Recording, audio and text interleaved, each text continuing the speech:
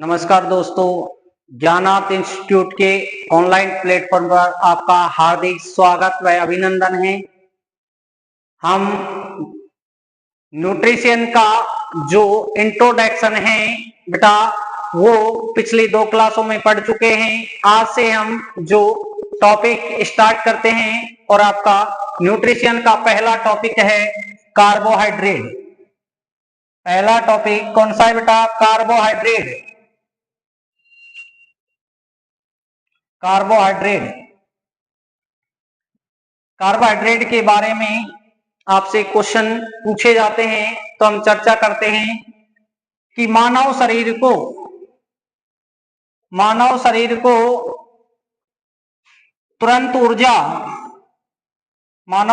बेटा तुरंत ऊर्जा किससे मिलती है? तुरंत ऊर्जा मिलती है तो वो मिलती है बेटा किससे? कार्बोहाइड्रेट से। किससे मिलती है बेटा? कार्बोहाइड्रेट से।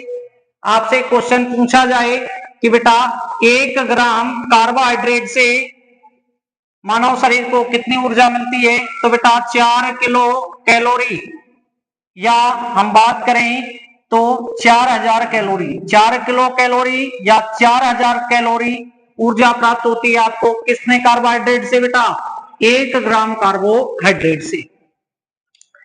और हम बात करें कि मानव शरीर की जो कुल एनर्जी होती है, मानव शरीर की कुल ऊर्जा का लगभग 50 से 60% भाग बेटा अकेले किससे प्राप्त होता है? कार्बोहाइड्रेट से प्राप्त होता है। और बात करें कि मानव शरीर सामान्य मनुष्य प्रतिदिन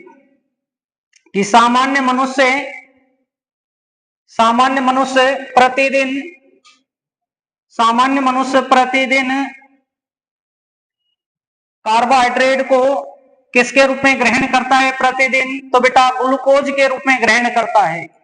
कि सामान्य मनुष्य प्रतिदिन कार्बोहाइड्रेट को किसके रूप में ग्रहण करता है बेटा? ग्लूकोज के रूप में ग्रहण करता है। किसके रूप में? ग्लूकोज के रूप में ग्रहण करता है।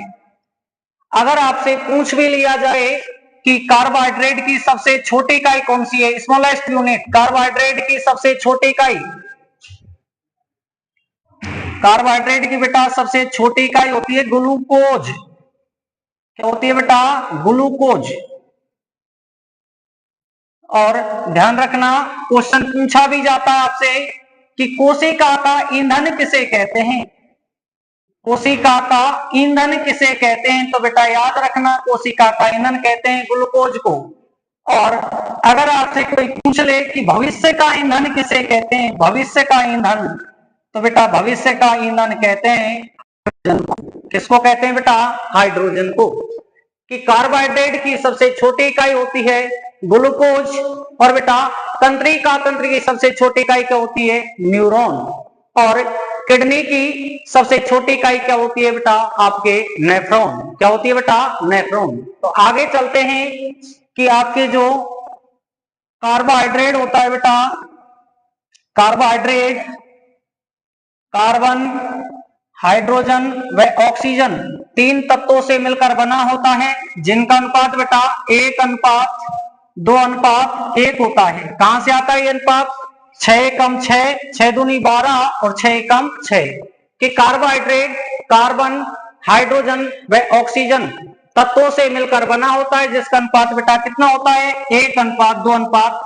क्वेश्चन देगा कि कार्बोहाइड्रेट के अंदर हाइड्रोजन व ऑक्सीजन का अनुपात किसके समान होता है? तो बेटा किसके समान होता है? H2O के समान होता है, जल के समान होता है। और सबसे मोस्ट इंपोर्टेंट क्वेश्चन जो एग्जाम में आपके पूछा जा चुका है रीट L2 में पिछली बार, की कार्बोहाइड्रेट के अणुओं के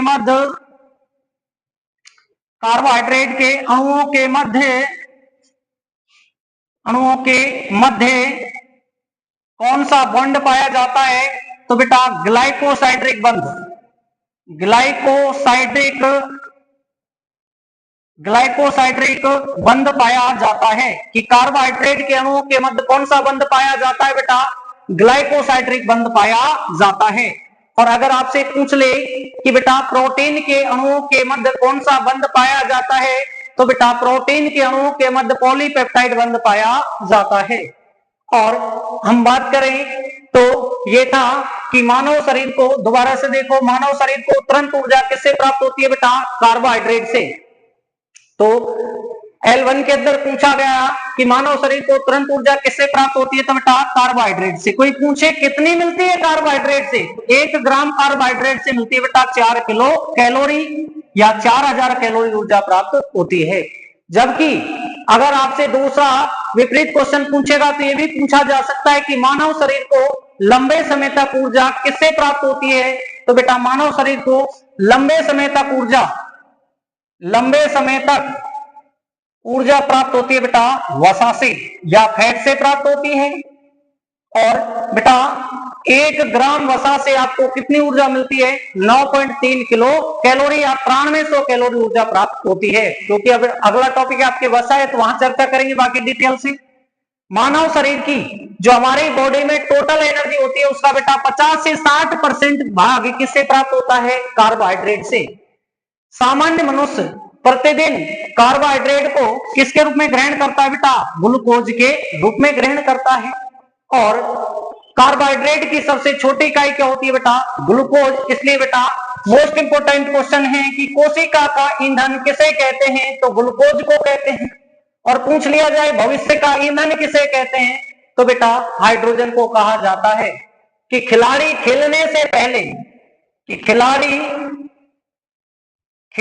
पहले या धावक, खिलाड़ी खेलने से पहले व धावक दौड़ने से पहले तुरंत ऊर्जा के रूप में क्या काम में लेता है बेटा?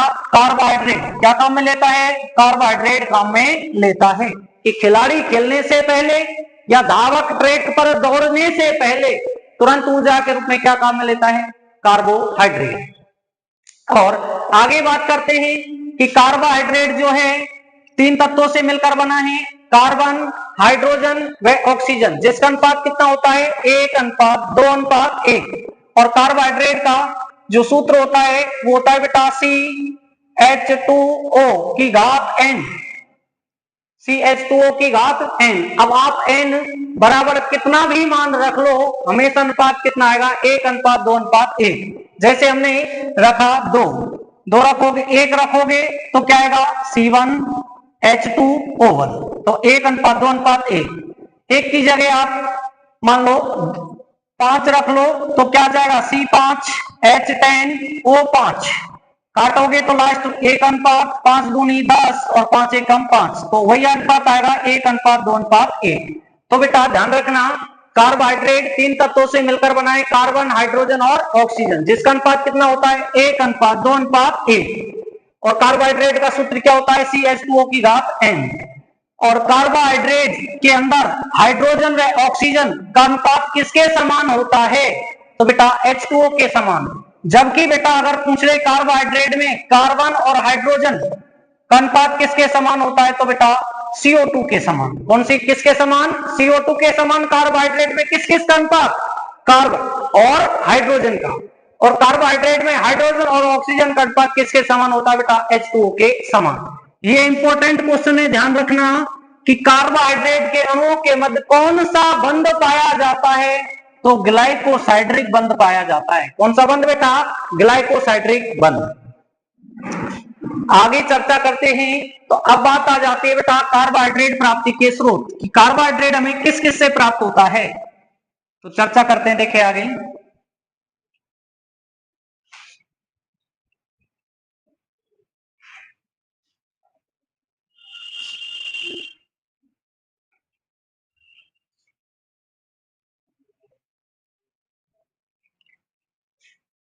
अब बात करते हैं कार्बोहाइड्रेट प्राप्ति के स्रोत।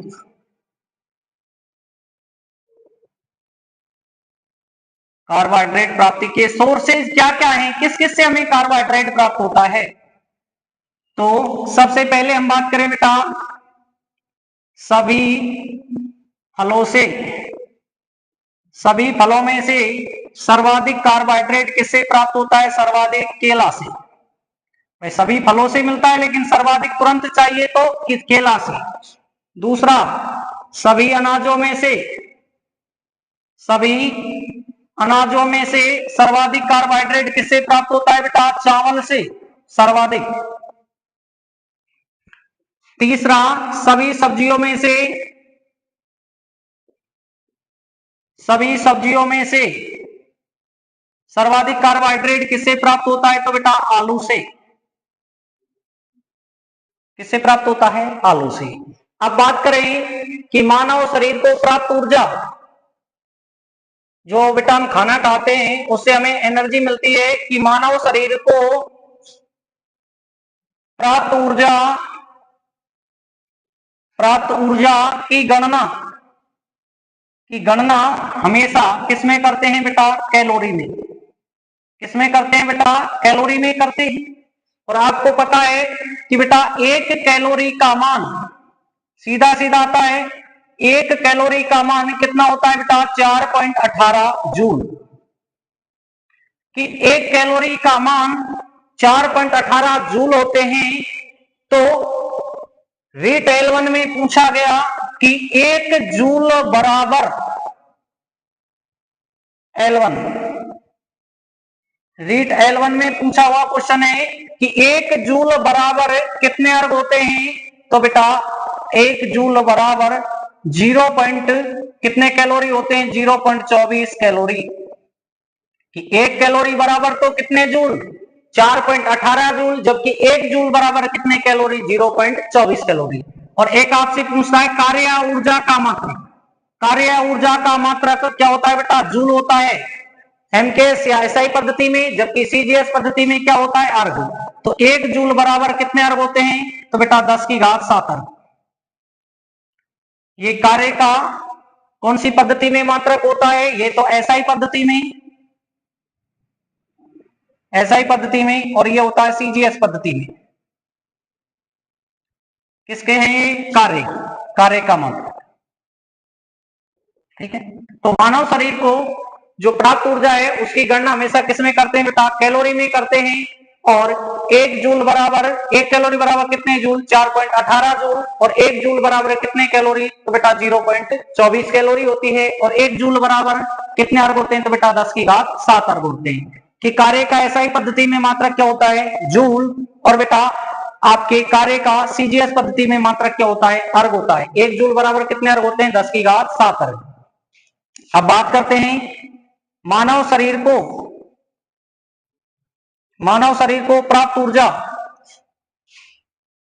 कि मानव शरीर को किस किस से ऊर्जा मिलती है? तो मानव शरीर को बेटा प्राप्त ऊर्जा की बात करें तो मानव शरीर को प्राप्त ऊर्जा, तुरंत ऊर्जा तो किससे मिलती है? कार्बोहाइड्रेट से।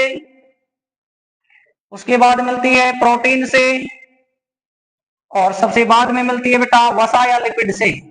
कि मानव शरीर को प्राप्त ऊर्जा किस किस से प्राप्त होती है? तुरंत कार्बोहाइड्रेट से, कार्बोहाइड्रेट के बाद प्रोटीन से, प्रोटीन के बाद वसा से। और उसके बाद बात करते हैं मानव शरीर को प्राप्त ऊर्जा की मात्रा। ये पॉइंट में थोड़ा ऊपर लिख रहा हूं। मानव शरीर को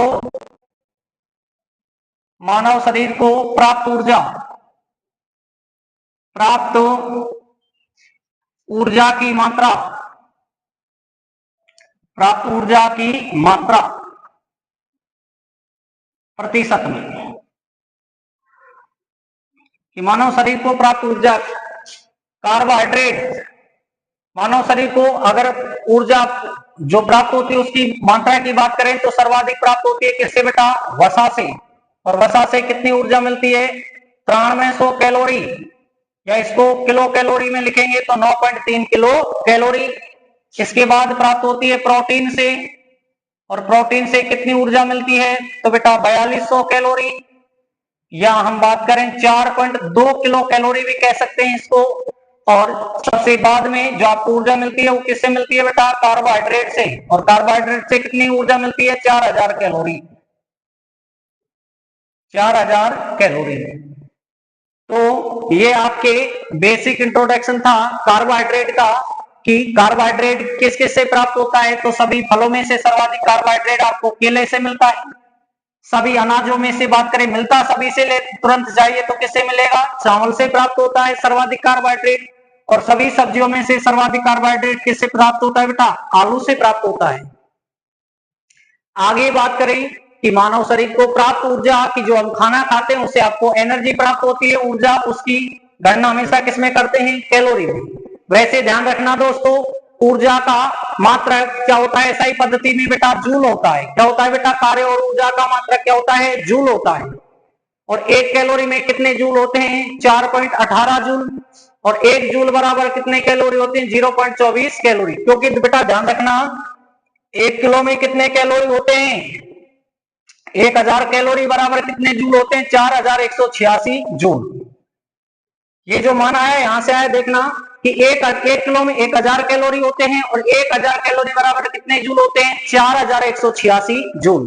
कि जब 1000 कैलोरी का मान इतना होता है जूल में, तो 1 कैलोरी का मान निकालना हो तो 1000 के यहां से क्या कर देंगे? पक्षांतरण। तो 4186 बटे 1000, नीचे 3 जीरो तो पीछे से 3 अंक छोड़ के क्या लगा देंगे? पॉइंट।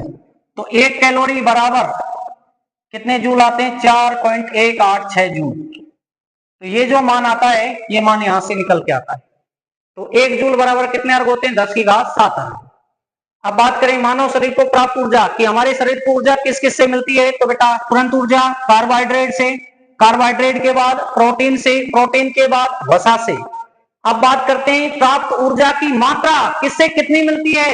तो मानव शरीर को सर्वाधिक ऊर्जा वसा से मिलती है। 1 ग्राम वसा से कितनी ऊर्जा? 9300 कैलोरी। 1 ग्राम प्रोटीन से 4200 कैलोरी या 4.2 किलो कैलोरी। और 1 ग्राम कार्बोहाइड्रेट से तुरंत मिलती है लेकिन कम मिलती है, कितनी? 4000 कैलोरी या 4 किलो कैलोरी ऊर्जा प्राप्त होती है। तो ये आपका बेसिक इंट्रोडक्शन था बेटा किसका? आपके कार्बोहाइड्रेट का। अब बाकी चर्चा करेंगे अगली क्लास में। ठीक है, नमस्कार दोस्तों।